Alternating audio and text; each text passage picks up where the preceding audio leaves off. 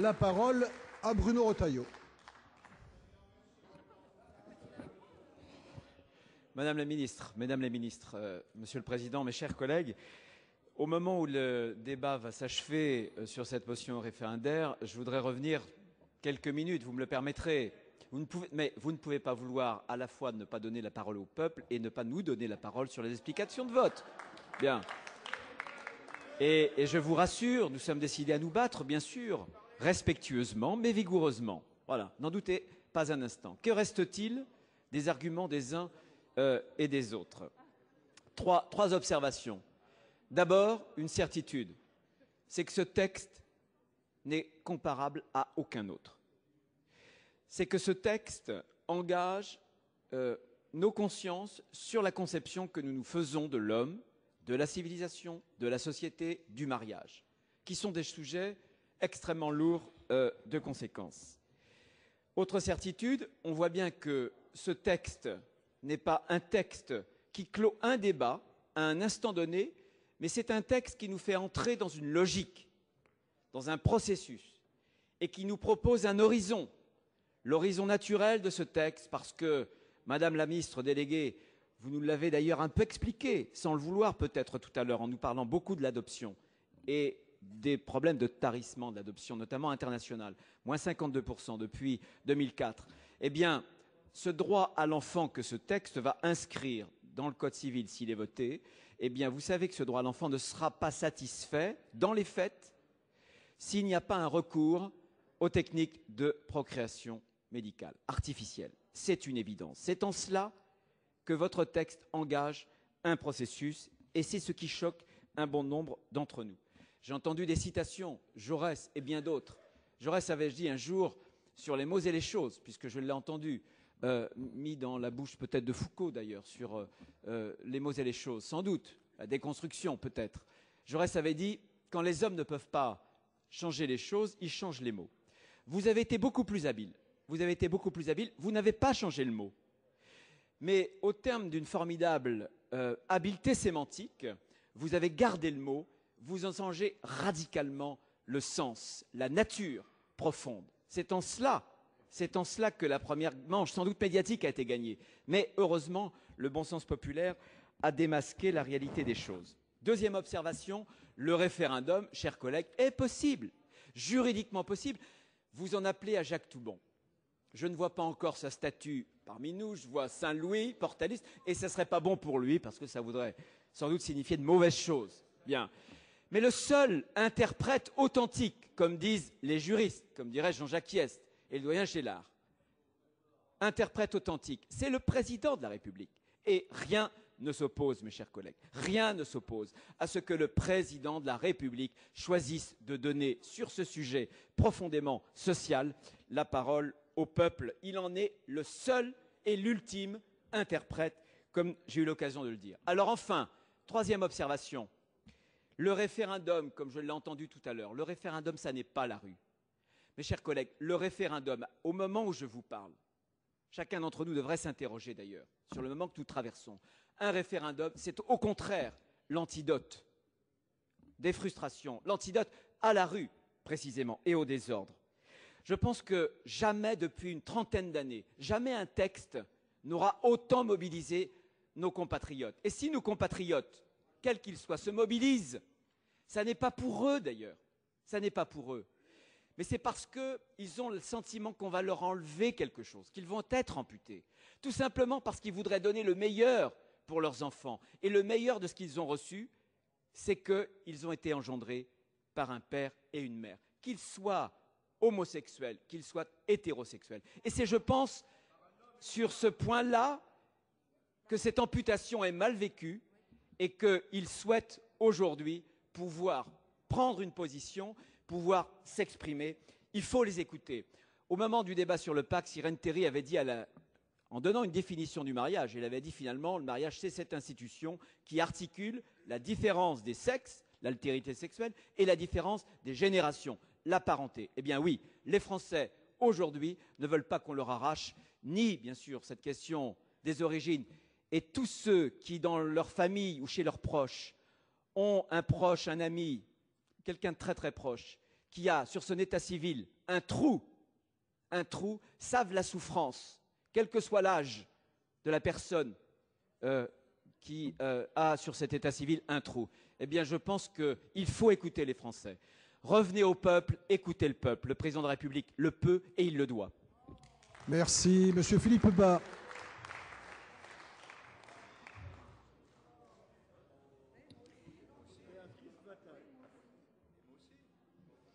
Monsieur le Président, Madame la garde des Sceaux, Madame la ministre, mes chers collègues, cette question que nous soulevons, elle ne s'adresse pas au gouvernement, elle s'adresse au président de la République.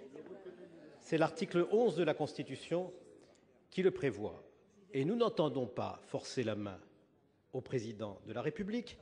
Nous demandons seulement que par un vote du Parlement, cette question lui soit solennellement posée.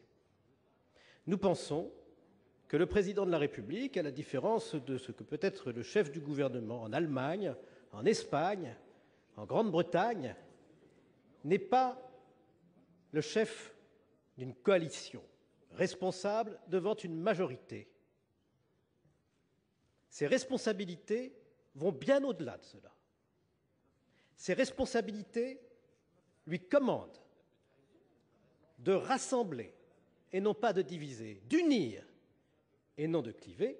Il est responsable de l'unité des Français. Et c'est à ce titre que nous voulons lui poser la question, car les divisions dans notre pays sur ce projet de réforme sont réellement profondes. Et ceux qui expriment leur opposition aujourd'hui le font avec sincérité. Ce sont des Français qui ne vous veulent aucun mal. Ils sont descendus dans la rue en raison de l'idée qu'ils se font de la famille, de l'intérêt de l'enfant, et ils veulent défendre cette idée avec force et avec générosité, car vous n'avez pas le monopole de la générosité. Vous prétendez agir en fonction du principe d'égalité, mais vous dénaturez ce principe en prétendant l'appliquer alors que les règles que vous voulez appliquer s'appliqueraient à des personnes qui sont dans des situations différentes. Ce n'est pas cela le principe d'égalité. Il faut respecter ce qu'en dit le Conseil constitutionnel, ce qu'en dit le Conseil d'État, et cela depuis si longtemps. On ne peut pas avoir une vision personnelle de l'égalité. C'est un principe objectif qui nous est imposé par le préambule de la Constitution, la Déclaration des droits de l'homme et l'interprétation qui en ont été fréquemment données. Cette motion référendaire, si nous la présentons, ça n'est pas pour vous tendre un piège. C'est au contraire une main tendue pour vous aider à sortir de cette difficulté majeure dans laquelle vous vous êtes mis vis-à-vis des Français. Nous souhaitons que, s'agissant de l'institution la plus fondamentale pour chacune et chacun d'entre nous, c'est-à-dire la famille, structure de base de la société française, on puisse interroger directement tous nos compatriotes. Sachez que nous n'avons pas connu depuis 40 ans de mouvement aussi profond d'opposition à une réforme dans notre société. Vous ne pouvez pas feindre de ne pas l'avoir entendu. Vous ne pouvez pas refuser de l'écouter. Vous devez dialoguer, vous devez parler avec les Français. Le meilleur moyen de le faire, c'est que le débat sorte de notre hémicycle et de celui de l'Assemblée nationale et puisse avoir lieu dans tous nos départements, dans toutes les circonscriptions de France, en y conviant tous les Français, car ils sont personnellement concernés par cette réforme qui n'a pas pour seul objet de répondre à la demande d'une partie des couples que nous respectons tout comme vous, mais qui change nos conceptions fondamentales de la famille, qui change la place de l'altérité sexuelle au fondement de la famille, qui change la place de la parenté biologique dans notre droit. Merci. La parole à M. Vincent Delahaye.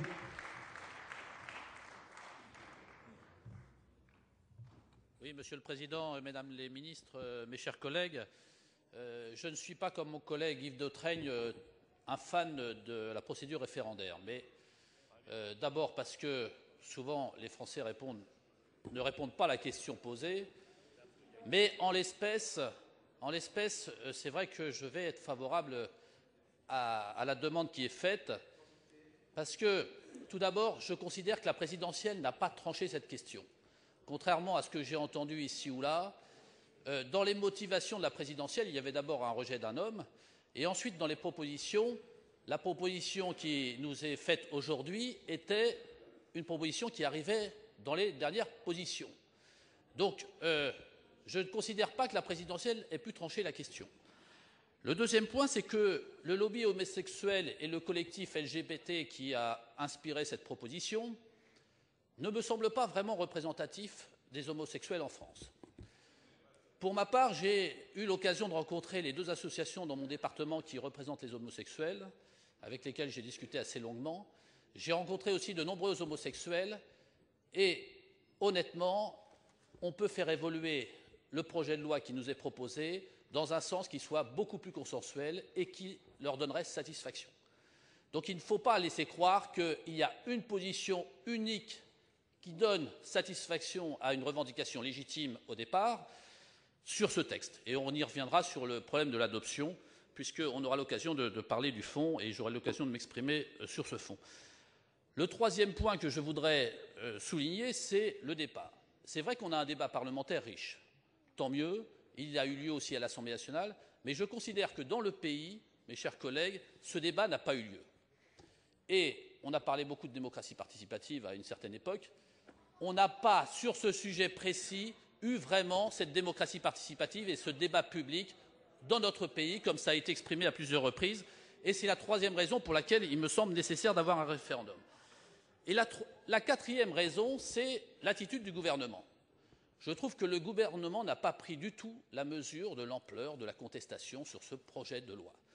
Il n'écoute pas, contrairement à ce qu'avait fait François Mitterrand en 1984, où il avait retiré son projet, mais je pense que le gouvernement se grandirait en écoutant un petit peu plus ce que dit la rue et en modifiant son projet. Je ne dis pas de le retirer, je dis qu'on peut le modifier et nos amendements iront dans ce sens pour trouver un rassemblement beaucoup plus large que la division dans laquelle nous nous trouvons aujourd'hui et qui, je pense, est préjudiciable pour notre pays. Donc je pense que l'objectif d'un gouvernement, de tout gouvernement, c'est d'essayer de rassembler au maximum les Français qui, naturellement, sont souvent assez divisés. Et sur cette question, il n'est pas très compliqué d'aboutir à un rassemblement plus large et c'est ça qui grandirait à la fois le gouvernement et le président de la République. Donc, dans ces conditions, vous comprendrez que le groupe UDI et moi-même voterons assez largement favorablement de cette motion référendaire. Merci. La parole à présent M. Dominique de Legge.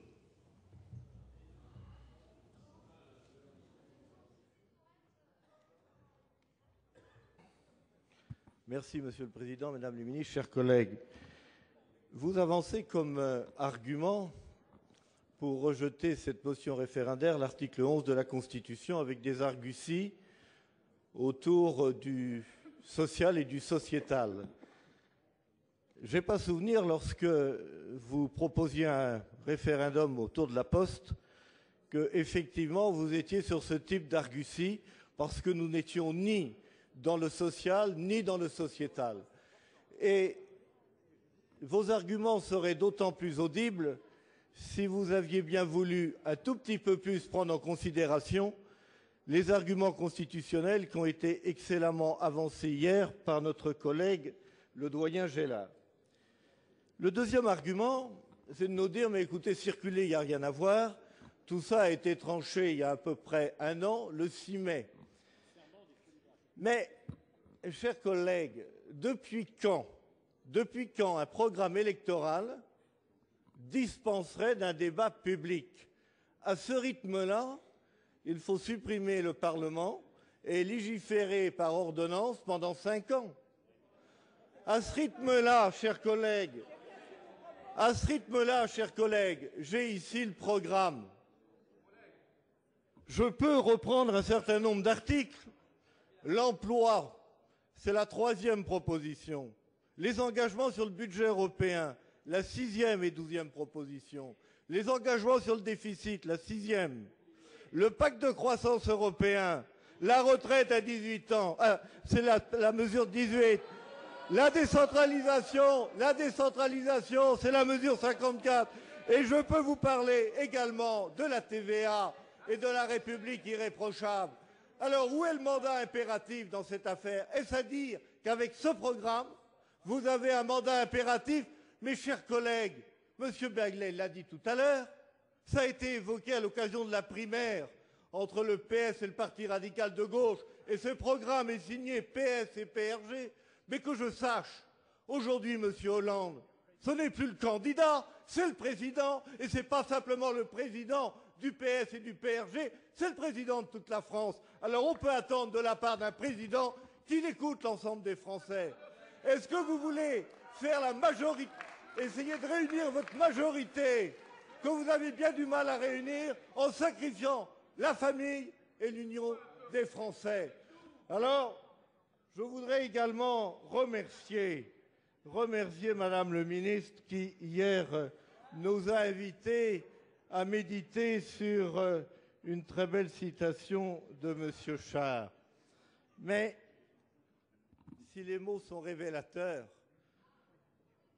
je dois dire que les propos de notre rapporteur sont effectivement tout à fait révélateurs. Les propos de M. Berger sur son tweet, vous me direz, si une bombe explose sur les champs à cause de la manif pour tous, c'est pas moi qui vais pleurer. Effectivement, voilà des mots qui dévoilent le fond de la pensée, mais qui, en tout état de cause, ne sont pas des mots de rassemblement. Alors il est temps effectivement que vous suiviez même la proposition de la commission des lois qui appelle à la sagesse. La sagesse, c'est de donner la parole au peuple de France. La sagesse pour le président de la République, c'est effectivement de donner la parole au peuple de France. Car qu'est-ce que vous craignez? Que les 18 millions de personnes qui ont voté pour M. François Hollande aient changé d'avis? Qu'est-ce que vous craignez? C'est que les images qui ont été prises le 24 mars par hélicoptère et que vous avez gardées pour vous dévoilent effectivement le vrai nombre de manifestants. C'est sans doute cela dont vous avez peur. Eh bien, donnez la parole aux Français et nous saurons à quoi nous en tenir. La parole à M. Antoine Lefèvre.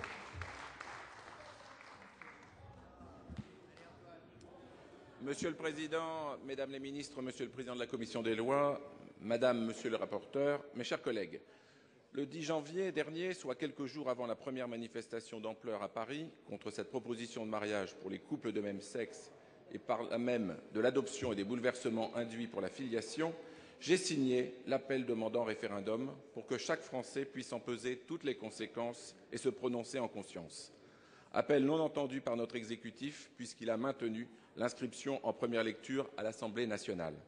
Je rappelle que parallèlement et dès le 13 novembre, nos collègues députés avaient demandé, en vain, la création d'une commission spéciale et l'organisation d'un débat national. La majorité aurait alors donné un signe d'apaisement aux Français qui auraient été sensibles et les débats en auraient été que plus sains. Mais non, votre majorité, Madame le ministre, s'est enferrée dans cette voie de la négation du nécessaire débat national au motif qu'il s'agit d'une promesse de campagne électorale. Or, il est évident, on vient de le rappeler, que M. Hollande n'a pas été élu avec l'accord des Français sur la totalité de son programme. Il commet donc l'erreur de considérer que tous les Français sont d'accord avec l'ouverture du mariage et donc de l'adoption aux couples homosexuels. Cette promesse semble d'ailleurs curieusement être une des rares qui doivent être respectées coûte que coûte au milieu de la litanie des renoncements successifs du Président de la République. Pourquoi, si le gouvernement est tellement convaincu et certain de l'adhésion d'une majorité de Français à ce projet de loi, n'organise-t-il pas ce référendum? Poser la question revient à y répondre. Mais alors que la mobilisation de nos concitoyens ne fait qu'amplifier, qu'une puis deux manifestations d'ampleur allant croissante ont été organisées et demandant toujours ce référendum, le texte néanmoins a été discuté et adopté par les députés. Ceux de nos confrères de l'opposition ont eux aussi demandé la tenue d'un référendum et n'ont pas été plus écoutés que pour leur demande de commission spéciale. Or, un débat de société comme celui-là mérite une autre approche. Cette réforme de civilisation, comme vous l'avez vous-même exprimé, Madame Taubira, effacera la filiation biologique par une filiation irréelle entre deux hommes ou deux femmes. Il changera le mode de renouvellement des générations. Ce changement de société que vous proposez, qui relève à ce point de l'intime, ne saurait souffrir ni de consignes de vote, comme cela l'a malheureusement été à l'Assemblée nationale, ni du seul rapport de force entre majorité et opposition. En effet, il règne actuellement une confusion entre le désir d'enfant et le droit à l'enfant. Si un tel droit a été accordé, il faudra poser la question de savoir si les lois sont des self-service destinés à satisfaire les désirs de tous, et sinon, à quel moment on met une butée. Ce projet de loi divise profondément la nation, à l'heure où elle a besoin, au contraire, d'être soudée, de se retrousser les manches pour se battre ensemble contre le chômage et les déficits publics. Cette réforme est-elle si urgente pour qu'elle ne puisse être reportée? Alors, donnez, Madame la Ministre, donnons ensemble le droit à débattre et à voter à nos concitoyens par le référendum. Sachons, nous, législateurs, nous effacer et rendre la décision au peuple souverain. N'oublions pas que celui-ci que nous avons promis de servir, que c'est ce même peuple à qui nous avons promis de porter la voix. Plus largement, engageons une réflexion anthropologique et éthique approfondie et commune sur le statut des enfants et sur leurs droits. Une société humaine dans le respect de la nature, des hommes et des générations futures. Nous sommes en démocratie, Madame la Ministre, les Français voient bien l'atteinte à leur droit au dialogue et à l'écoute. Je ne peux m'empêcher, comme l'a rappelé mon collègue Cardou, de citer notre président de la République, François Hollande, qui en 2006, lors des manifestations contre le CPE, déclarait « Quand il y a des milliers et des milliers de citoyens, jeunes ou moins jeunes, quand toutes les organisations syndicales, quand de nombreuses associations d'étudiants et de parents d'élèves sont aussi mobilisées, à quoi sert d'attendre la prochaine manifestation ?» Je cite toujours « Il suffirait d'un mot, un seul, que le pouvoir hésite à prononcer, l'abrogation. Mais quand on fait une erreur, il faut savoir l'effacer, et je ferme là les guillemets. Je vous en prie, Madame la Garde des Sceaux, prenez le temps de la consultation et demandez au peuple ce qu'il attend véritablement. Voilà pourquoi je soutiens la motion référendaire et je vous invite largement à la voter. Je vous remercie. Merci. Madame Isabelle Debré. Merci, Monsieur le Président, Madame le Ministre, mes chers collègues. Il est vrai qu'il n'est pas dans mon tempérament d'aller manifester dans la rue. Et pourtant, j'étais au Champ de Mars et j'étais aussi avenue de la Grande Armée. Et lorsque...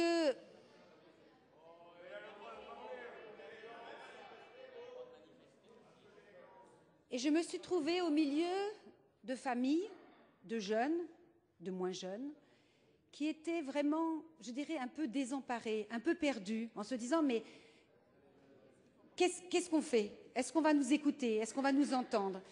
Et vous le savez tous ici, sur les bancs de l'hémicycle, ça dépasse les clivages gauche-droite. Vous aviez dans la manifestation des gens de gauche, vous aviez des gens de droite. Et j'entendais des gens qui disaient « mais nous n'avons pas élu François Hollande pour ça. » Lorsque vous dites que le référendum a eu lieu au mois de mai, c'était effectivement la proposition numéro 31 du président de la République. Mais est-ce que tout le monde a voté pour ça?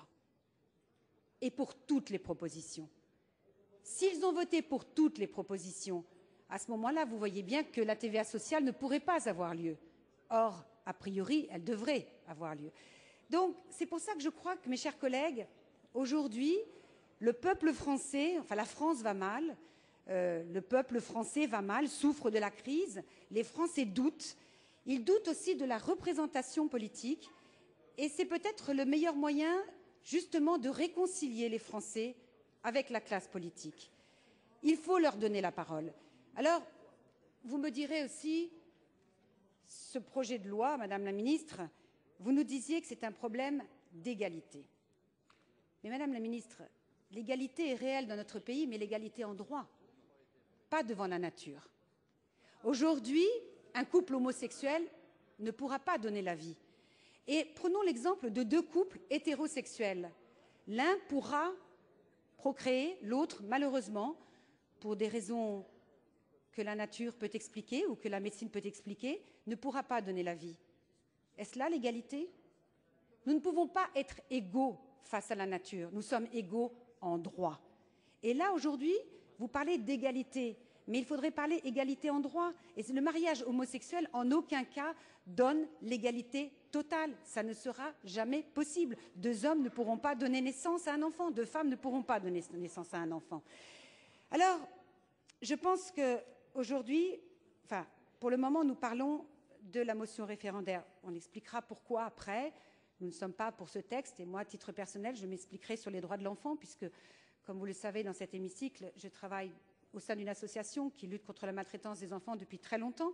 Et encore une fois, je vous dirai, je réaffirmerai que l'éducation d'un enfant dans un couple homosexuel est tout à fait possible et au contraire même une très belle éducation. Là n'est pas le problème. On en reparlera à l'explication des articles. Mais je pense que, à titre personnel, le modèle majoritaire doit, dans un système démocratique, trouver un gouvernement qui fasse écho à la volonté qui s'exprime par le voie du scrutin. Et je voudrais vous citer sur ce point Claude Lévi-Strauss. Il dit « On a mis dans la tête des gens que la société relevait de la pensée abstraite, alors qu'elle est faite d'habitude, d'usage, et qu'en broyant ceci sous la meule de la raison, on pulvérise des genres de vie fondés sur une longue tradition, on réduit les individus à l'état d'atomes interchangeables et anonymes. La liberté véritable ne peut avoir qu'un contenu concret. » Mes chers collègues, la République se grandit toujours dans les moments où elle cherche à dégager une position commune. C'est pour ça, mes chers collègues, que je crois que nous devons, sur ce point, rendre la parole aux Français et que je voterai la motion qu'a présentée notre collègue Bruno Retailleau. Merci. La parole à Monsieur Michel Bécaud.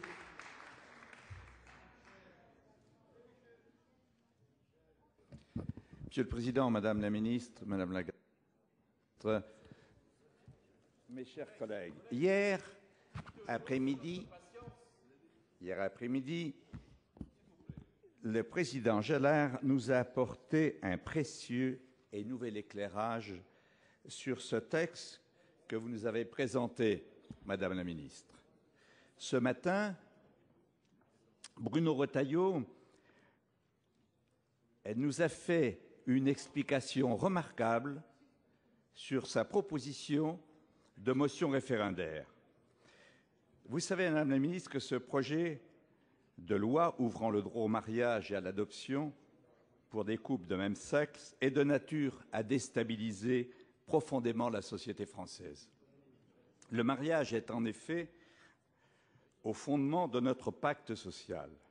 Le mariage est un acte juridique visant à établir un cadre institutionnel pour un couple constitué d'un homme et d'une femme qui décident de fonder une famille, première cellule de notre société. Et ceci, ce n'est pas une ruse, Madame la Ministre. Ce contrat, qui accorde des droits, impose des devoirs. Il assure une protection juridique aux plus fragiles des membres d'une famille, au premier rang desquels les enfants. Mariage et filiation sont intimement liés.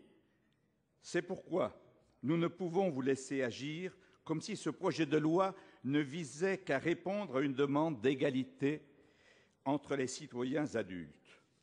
Ce double basculement ne peut se faire sans l'accord des Français. Ils ne comprendraient pas qu'on puisse les exclure d'un processus de décision qui concerne aussi leur vie personnelle, intime, l'avenir de leurs enfants et leur vision de la famille. C'est le sens des manifestations successives organisées ces derniers mois qui ont rassemblé des millions de participants qui souhaitaient ainsi exprimer leurs inquiétudes face à cette révolution de notre droit de la famille, manifestation d'une ampleur historique.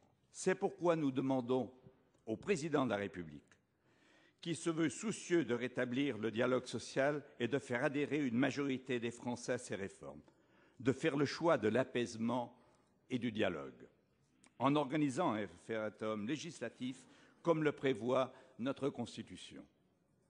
Toute autre décision serait un déni de démocratie et une manière de diviser les Français dans une période qui exige, au contraire, le rassemblement le plus large autour de nos valeurs républicaines. Madame la Ministre, les Français sont inquiets. Ils sont inquiets, ils ont peur pour leurs enfants. Je crois très sincèrement, Madame la Ministre, que nous devons faire confiance au peuple français et nous devons, ce soir, chers collègues, ensemble, voter cette motion référendaire. Merci. Madame Catherine Troendlé. C'est à vous.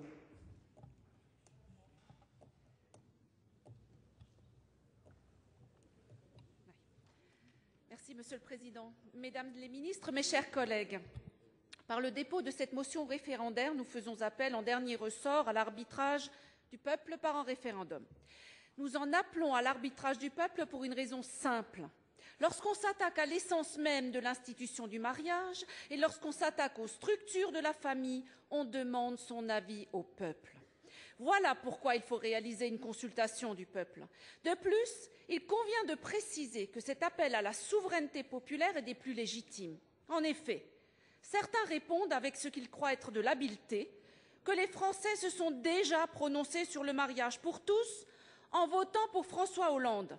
De fait, avec cette théorie, nulle pédagogie, nul travail de persuasion, de confrontation des idées contradictoires n'est nécessaire, puisque le peuple a déjà tranché.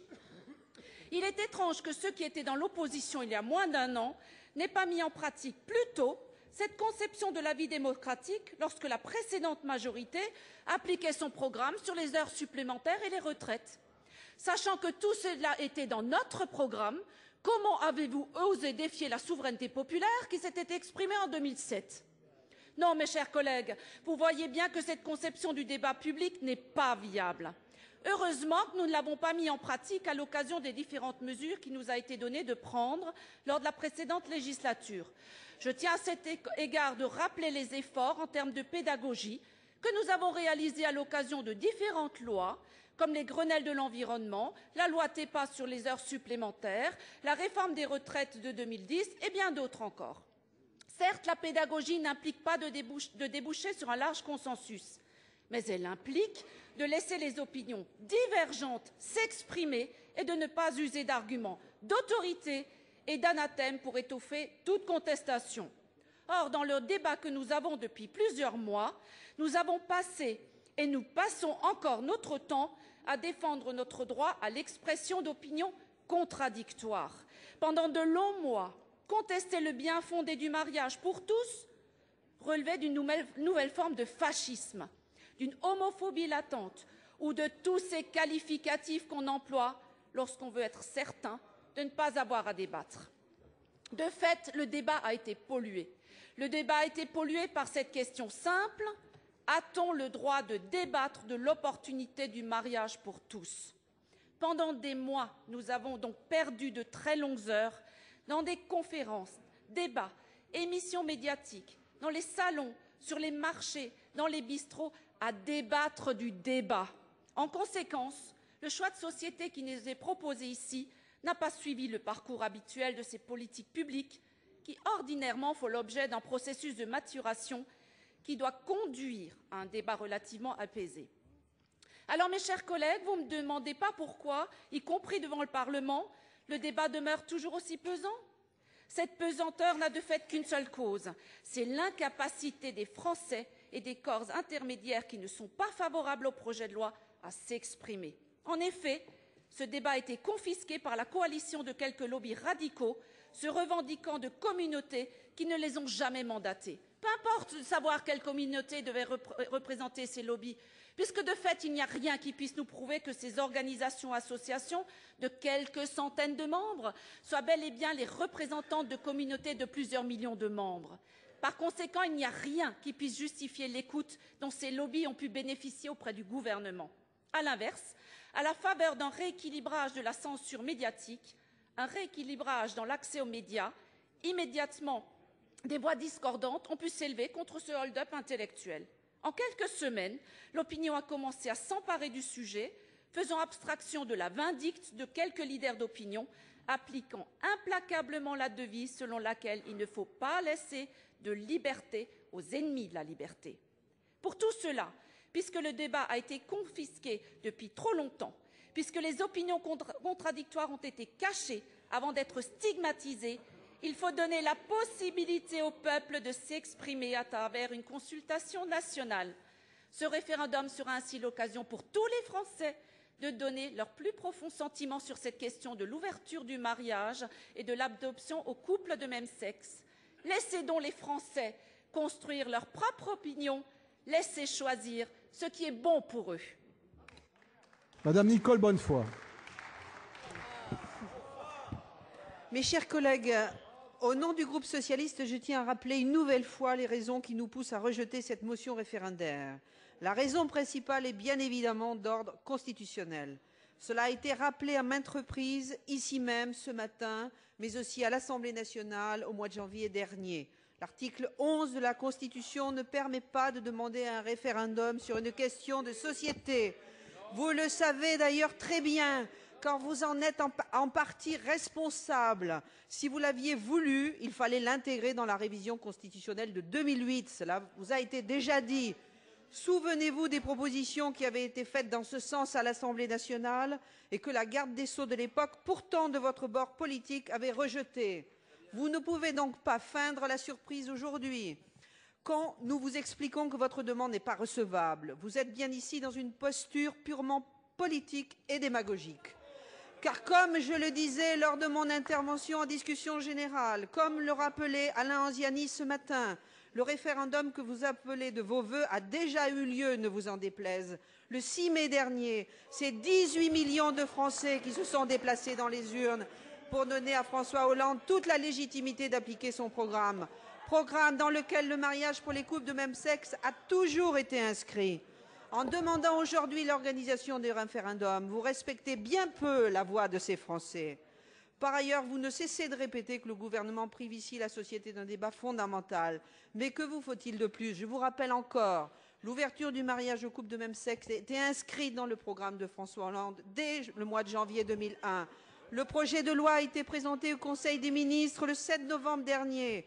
Puis les rapporteurs sur ce texte, à l'Assemblée nationale et au Sénat, ont organisé respectivement des dizaines d'auditions pendant plusieurs semaines, en recevant l'ensemble des représentants de la société civile dans leur diversité. À cela, il ne vous aura pas échappé que depuis plusieurs mois, les médias se sont emparés de ce sujet et il ne se passe pas un jour sans que nous en débattions. Le débat a donc bien eu lieu et il a lieu encore aujourd'hui dans cet hémicycle. Certes, nous ne sommes pas d'accord, mais ce n'est pas pour autant que nous sommes devant un quelconque déni de démocratie. Le Parlement doit jouer son rôle. Mes chers collègues, ne l'opposez pas au peuple. Pour conclure, je dirais que les débats de ce matin et de cet après-midi nous confirment une chose évidente. Il y a bien un fossé idéologique entre nous, avec les progressistes qui souhaitent donner toujours plus d'égalité et de droits aux citoyens, et les conservateurs qui considèrent, comme nous l'avons entendu ce matin, que le mariage fait partie de notre patrimoine et à ce titre serait une institution intangible. Ce n'est pas notre vision de la société. La famille n'est pas une institution figée. Il ne peut y avoir de loi immuable qui la régisse. Le projet de loi qui nous est proposé aujourd'hui vise justement à accompagner des évolutions sociales et sociétales.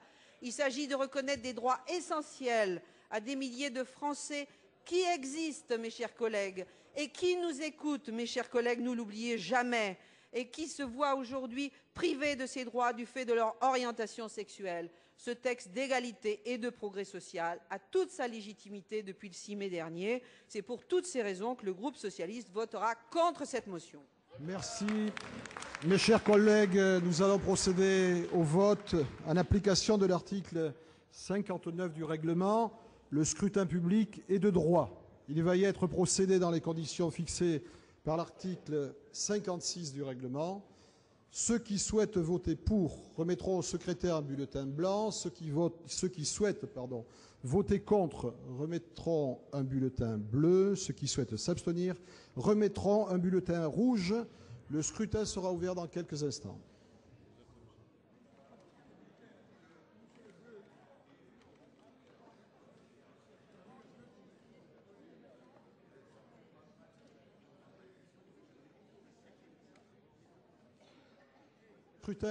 Le scrutin est ouvert.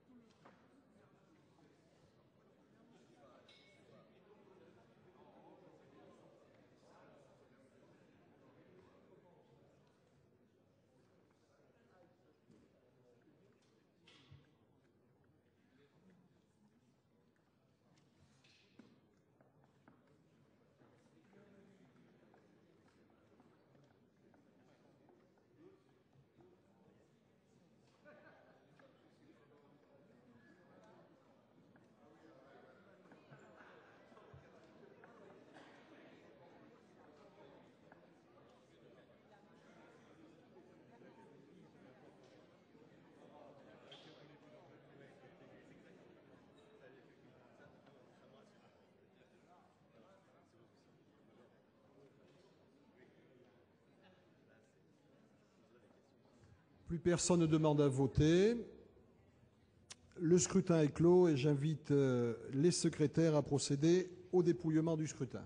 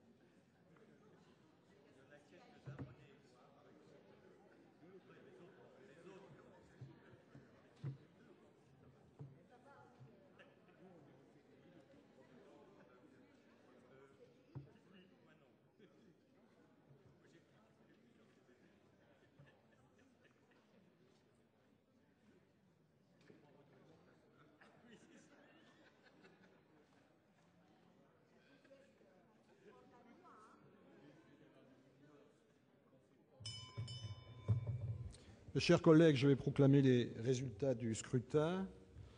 Nombre de votants, 343. Nombre de suffrages exprimés, 340. Majorité absolue des suffrages exprimés, 171. Pour l'adoption, 164. Contre 176. La motion n'est pas adoptée.